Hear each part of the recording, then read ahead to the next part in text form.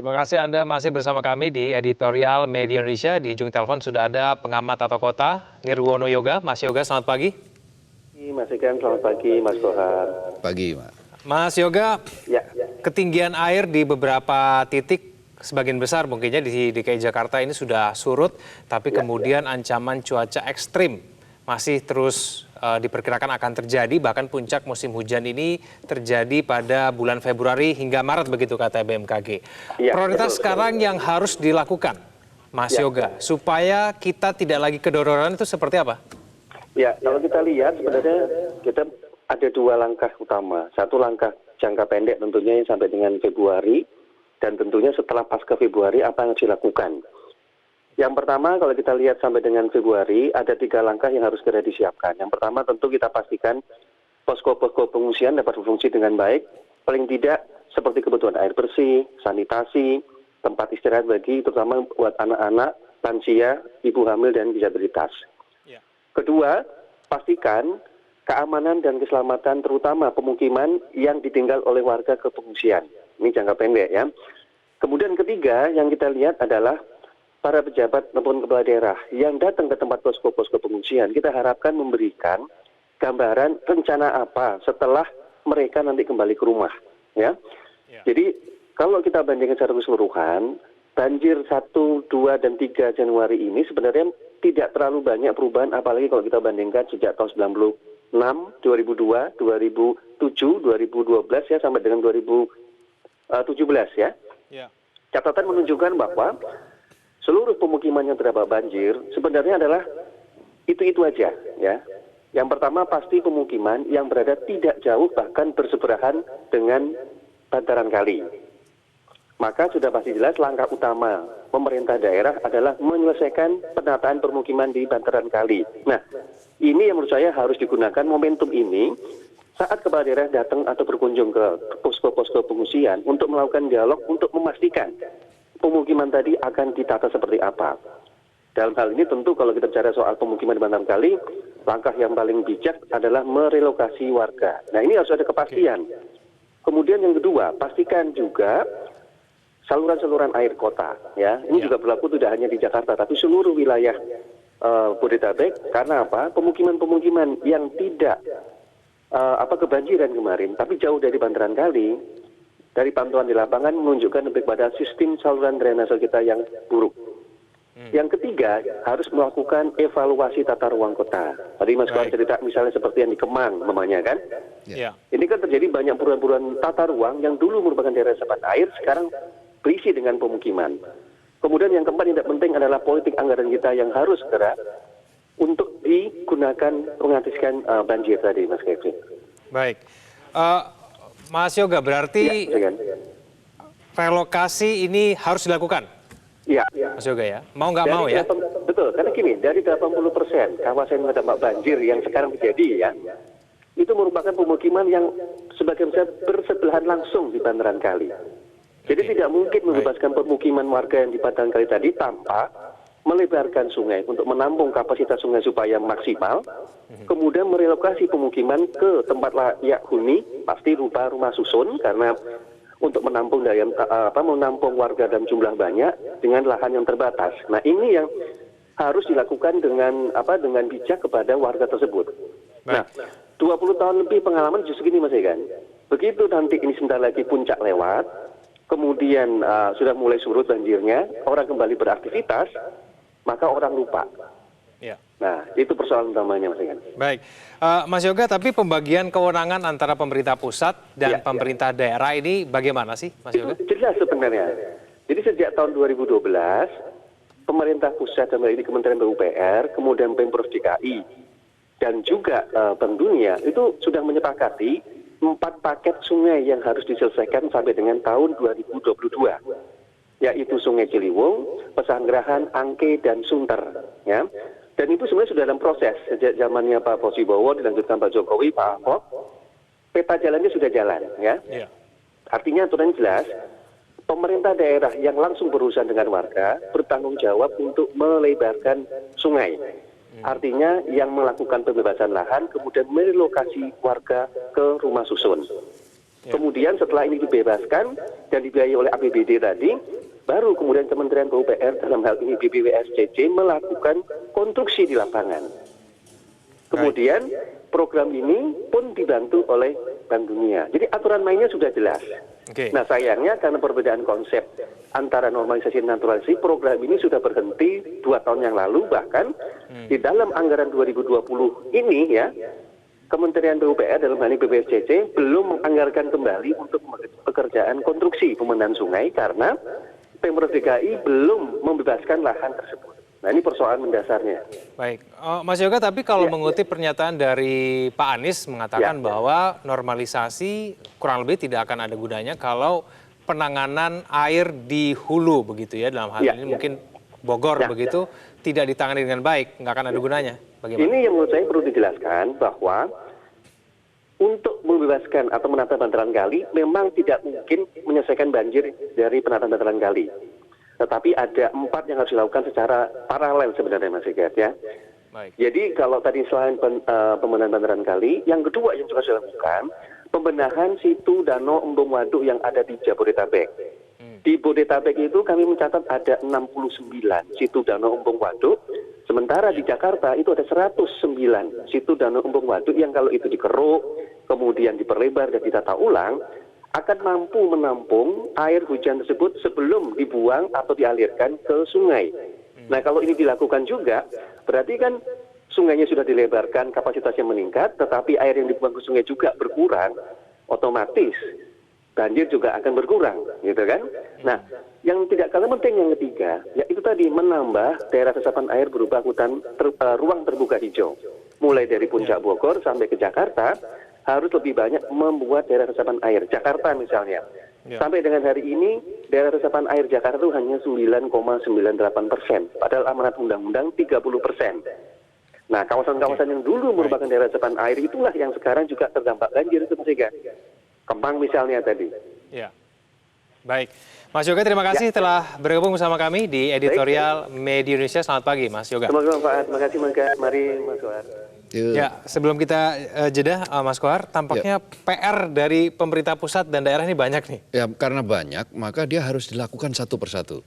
Dia harus dimulai dari sekarang. Tetapi kalau terus bercuap-cuap, berdebat, bahkan ada yang menyebut ngeles dan seterusnya, tidak melakukan aksi-aksi yang tadi disebutkan PR-PR tadi itu, maka ya tidak akan pernah terjadi perbaikan. Bahkan yang terjadi malah akan semakin menumpuk. Rakyatlah yang akan menjadi korban, rakyatlah yang akan terus menderita. Karena itu lakukan, koordinasikan secepatnya, baiklah duduk bersama, tidak usah berdebat. Apa yang dimaksud normalisasi, apa yang dimaksud dengan naturalisasi misalnya kalau memungkinkan, lakukan segera. Nah karena itu jangan berhenti, intinya begitulah. Jangan berhenti, lakukan langkah darurat, segera misalnya normalisasi pembebasan lahan harus dilakukan. Tadi misalnya usul dari Mas Nirwana Yoga tadi harus segera dilakukan relokasi karena itu tidak mungkin.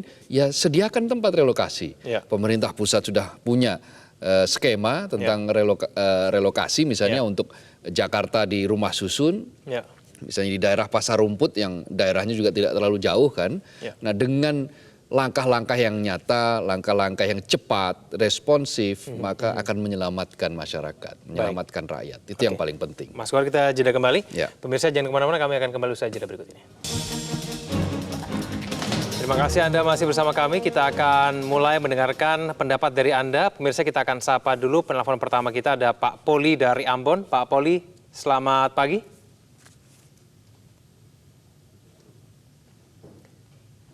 Pak Poli, selamat pagi. Halo. Ya, halo. Selamat pagi, Pak Poli. Silakan. Bang Kevin, selamat pagi, Pak Kohar. Selamat tahun baru, Pak. Selamat tahun baru, Pak Poli. Pertama-tama saya memberikan apresiasi dulu, Pak, bagi Pak Gubernur, kemudian Pak Bupati, Wali Kota yang dengan masalah ini, Pak. Bahwa memang sudah ada antisipasi dan bisa menyelesaikan sebagian. Dan ternyata bahwa air semakin surut, Pak. Itu dulu, Pak. Yang kedua, saya mau mengatakan begini, persoalan banjir ini bukan soal Jakarta saja, Pak. Semua daerah ketika musim hujan itu akan terjadi seperti itu, Pak. Saya mau mengatakan begini, Bang Kohar.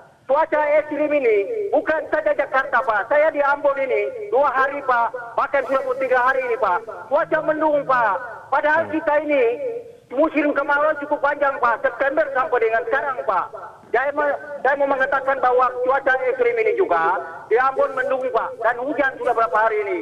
Jadi menurut saya barangkali Pak Kevin, konsep yang sudah ada gubernur-gubernur sebelumnya seperti berkasi, kemudian pembuatan waduk dan relokasi, ini tuh sebetulnya sudah ada, tapi tidak mudah Pak Kohar mengatakan itu, karena penyelesaiannya juga ujung-ujungnya kan anggaran juga Pak.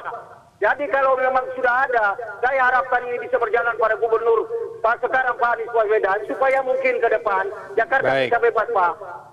Baik, terima kasih Pak Poli dari Ambon. Kami sudah menanggap poinnya. Kita langsung beralih ke Ibu Agustina dari Pontianak. Bu Agustina, selamat pagi. Baik, selamat pagi Metro. Ya Bapak berdua sehat selalu. Kita introspeksi ya Pak. Ini negeri kita sudah kita tahu ini menyikapi banjir di Jabodetabek. Kita sudah tahu negeri kita itu 2 musim. Jadi musim panas dan musim hujan.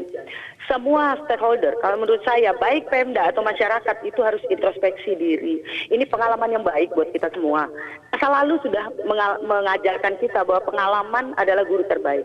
Seperti khususnya Jakarta. Jakarta bukan baru kali ini pernah terdapat banjir dan bisa diantisipasi lebih cepat. Coba diperhatikan dan itu menjadi acuan buat program ke depan. Nah sekarang masyarakat yang buang sampah sembarangan, mungkin kali ini mudah-mudahan menjadi suatu kesadaran mutlak bagi mereka. Karena mereka juga kadang-kadang yang menyebabkan ini mampet, sana mampet, kan seperti itu. Kita belajar pada negeri luar yang mereka punya musim dingin, musim salju, mereka sudah antisipasi setiap rumah ada perapian. Itu suatu program untuk ke depan. Memang yang namanya air datang itu kita tidak akan. Tapi Indonesia kita sudah tahu musim hujan, musim panas. Ada musim ekstrim, di panas atau di hujan. Sehingga kita semua punya tanggung jawab moral yang tinggi. Tidak saling menyalahkan. Jadi Pemda sekarang berbuatlah untuk maksimal, jadi bukan lagi political will yang jelas-jelas nanti ada apa ya, ibaratnya, wah saya tidak mau cara si A, saya tidak mau cara si B, tapi kalau cara si A bagus kenapa tidak diteruskan? Baik, terima kasih Ibu Agustina dari Pontianak. Kita beralih ke Pak Boy Lestari dari Padang. Pak Boy, selamat pagi. Ya, Assalamualaikum warahmatullahi wabarakatuh. Waalaikumsalam warahmatullahi wabarakatuh. Pak Abdul Kahar, sehat? Ya, alhamdulillah Pak. Saya ada 3 pemikiran saya Pak Abdul Kahar. Yang pertama ini adalah pembelajaran untuk kita. Ini bukan sekedar musibah saja, tetapi sudah azab Allah Subhanahu wa Ta'ala. Azab Allah ini.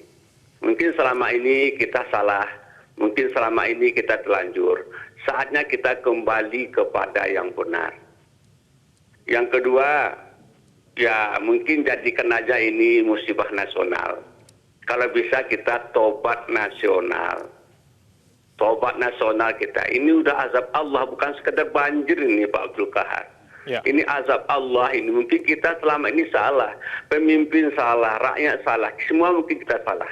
Kembali kita kepada yang benar.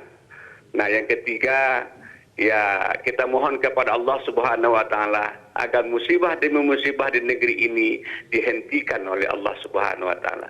Amin. Terima kasih Pak Boy Lestari. Saya langsung beralih ke Pak Anggi dari Bekasi. Pak Anggi, selamat pagi. Ini Ibu, Pak, maaf. Baik, mohon maaf Ibu Anggi. Silakan Bu Anggi dari Bekasi. Iya, saya memang sangat sedih juga ya melihat kondisi Jabodetabek saat ini. Cuman saya dari beberapa sumber, saya dari berita, dari sosmed, saya pikir kok memang ini semua harus bergerak ya, tidak bisa pemerintah daerah saja, pusat saja. Jadi semua aspek tuh harus diperbaiki menurut saya, terutama kebijakan-kebijakan yang pro lingkungan gitu. Saya kan memang tinggalnya sekitaran Sungai Kalimalang. Dahulu kan hijau, banyak pepohonan, sekarang ditebang seluruhnya untuk pembangunan. Saya bukan anti pembangunan, tapi saya sangat menunggu sekali kebijakan pemerintah daerah ataupun pusat yang pro lingkungan.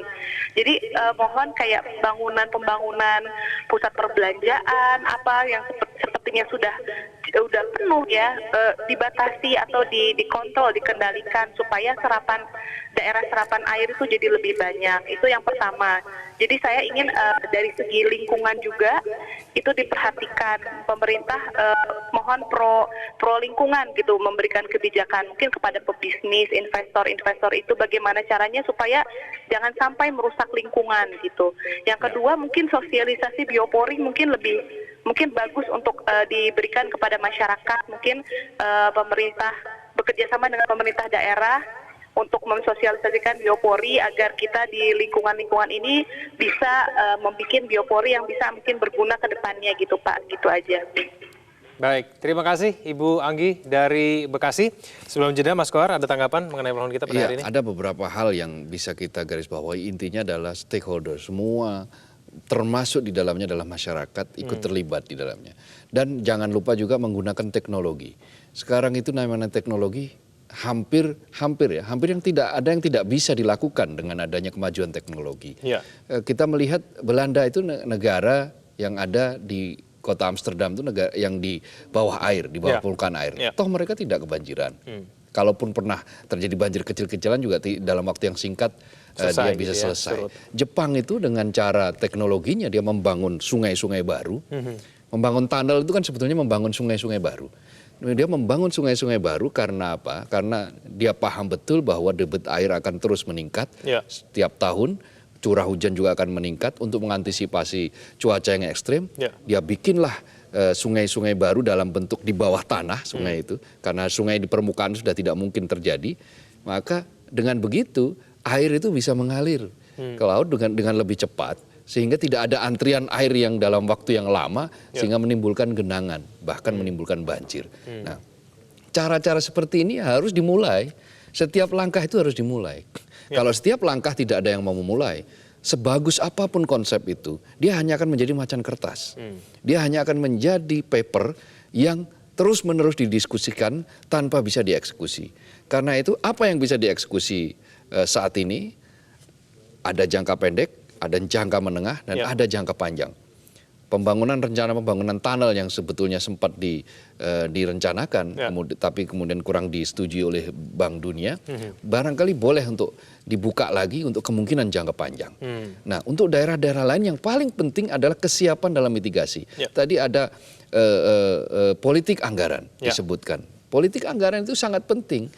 Jadi kalau kita sudah tahu, sudah ada prediksi dari BMKG, bahwa akan terjadinya hujan yang sangat besar karena pengaruh beberapa situasi, karena angin dari Australia, angin basah dari Australia, maka daerah-daerah harus langsung tanggap apa yang warning oleh BMKG itu jangan dianggap sebagai angin lalu. Karena itu dia juga harus dibicarakan dalam politik anggaran yang sesuai.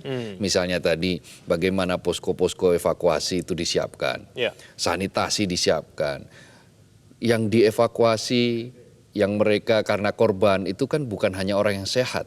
Ada di situ juga lansia yang sudah sepuh, ada bayi, lalu ada ibu hamil, ada kaum disabilitas. Nah, semuanya harus diperhatikan. Kalau tanggap daruratnya, kalau mitigasinya sudah siap, maka begitu bencana itu datang, ya relatif bisa diminimalisasi dampak korbannya itu. Itulah yang terjadi di beberapa negara, beberapa tempat yang memang mereka sudah disiplin dalam melakukan mitigasi, bahkan sampai pada disiplin perencanaan, yaitu melalui politik anggaran tadi itu. Ya, tapi political will dari tiap kepala daerah kadang-kadang suka berbeda, Mas. Nah, ini yang diperlukan kendali dari pusat. Pusat harus memperhatikan betul juga, menginstruksikan kepada daerah-daerah meskipun ini otonomi. Daerah-daerah, kamu punya tanggung jawab seperti ini. Mendagri harus memberikan koordinasi yang setiap saat untuk memastikan. Karena apa? Ketika terjadi korban rakyat, itu kan rakyat Indonesia juga. Tidak bisa tuding-tudingan, ini bukan karena gubernurnya. Nah, mereka nanti juga akan menuntut pusat. Karena mereka juga punya perwakilan di pusat. Punya anggota DPR yang dari daerah pemilihan setempat. Karena itu semua pihak itu harus terlibat di dalamnya situ, dan pemerintah pusat boleh melakukan kendali terhadap daerah-daerah untuk memaksa kepala daerah atau DPRD-nya untuk memberikan anggaran yang memadai. Bahkan di aturan kalau perlu, misalnya pendidikan saja bisa disebutkan karena memang disebutkan dalam konstitusi harus sekian %. Nah, ada baiknya juga ada aturan di dalam undang-undang yang mengatakan bahwa dana tanggap darurat atau darurat bencana, mitigasi bencana harus ditingkatkan. Bisa saja dengan cara seperti itu. Kendali ada di pusat, tetapi prakteknya memang ada di daerah-daerah. Kita bukan negara federal loh. Ingat, kita negara kesatuan Republik Indonesia yang kontrol pusat itu masih bisa dilakukan gitu loh. Dan baik. harus dilakukan. Mas Kohar, kita jeda kembali. Ya. Pemirsa jangan kemana-mana, kami akan kembali usai jeda berikut ini. Terima kasih Anda masih bersama kami. Mas Kohar, kita memang maunya pemerintah pusat sama pemerintah daerah berkoordinasi begitu. Tapi ini masih ada dua konsep yang sampai saat ini kayaknya belum ketemu jalan tengahnya nih Mas. Yang sebetulnya, satu normalisasi, satu naturalisasi. Jadi gimana? Sekarang gini saja, coba buktikan bahwa dari dua teori ini mana yang sudah bisa meminimalisasi. Memang tidak bisa menghapus dalam waktu singkat, tetapi yang sudah bisa meminimalisasi siapa? Normalisasi yang dilakukan terhadap Kali Ciliwung itu sudah kelihatan kok dampaknya. Saya sebagai orang, saya pribadi yang pernah tinggal di jarak yang tidak sangat jauh dari Kali Ciliwung di Kampung Melayu Besar itu merasakan sebelum ada normalisasi itu hampir setiap tahun terjadi banjir. Bahkan 2002 besar. Tetapi setelah ada normalisasi itu nyaris tidak pernah terjadi banjir di situ, baru beberapa saat kemarin terjadi banjir. Dan terakhir tahun baru ini banjir lagi. Tetapi tingkat banjirnya sudah tidak separah sebelum-sebelumnya. Artinya apa? Sudah mulai ada hasil di situ. Di daerah Kampung Melayu kecil di seberangnya lagi, sungai-sungai sudah relatif lebih tertata bersih.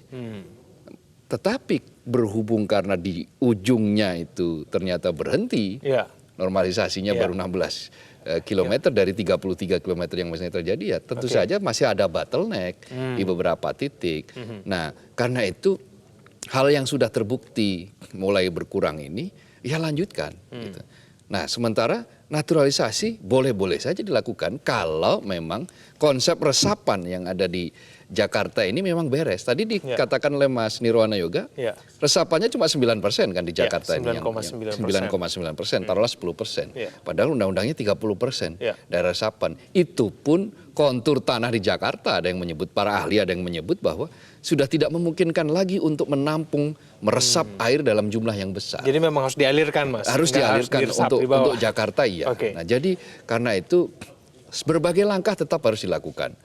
Membangun resapan, melakukan naturalisasi di beberapa tempat bagus. Kalau memang lahannya ada, tersedia. Tetapi kalau tidak ada, maka lakukan gerak cepat untuk menanggulangi hal-hal yang bahkan mungkin nanti tingkat kerapatannya semakin padat lagi. Dulu siklusnya 5 tahunan, sekarang menjadi 3 tahunan, atau nanti bisa menjadi tiap tahun. Kan bisa berbahaya kalau seperti itu, kalau tidak disiapkan dari sekarang. Karena itu sudahi perdebatan, lakukan apa yang sudah terbukti bisa mengurangi banjir. Terus betul juga selesaikan pembuatan waduk yang di hulu, hilir dan hulu saling bekerja. Kalau hilir dan hulu saling bekerja, maka insya Allah banjir akan bisa diatasi. Gitu. Mas Kohar, tapi kan gubernurnya nggak mau gusur, Mas. Kalau normalisasi harus digusur. Tapi ini kan bukan menggusur, ini kan menggeser sebenarnya. Artinya begini loh, kalau menggusur itu dulu era Orde Baru itu menggusur tanpa ada solusi.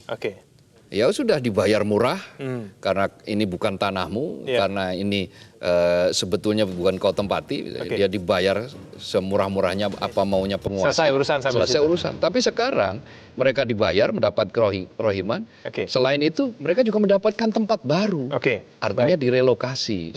Tempat barunya sudah disediakan. Tidak ada yang terlantar. Gitu. Baik, tidak digusur tapi digeser. Terima kasih Mas Kohar. Selamat pagi. Selamat pagi. Kami di Indonesia. Pemirsa, normalisasi, naturalisasi atau apapun nama program penanggulangan banjir yang disiapkan pemerintah selamanya tidak akan mampu melawan banjir kalau hanya didebatkan dan didiskusikan.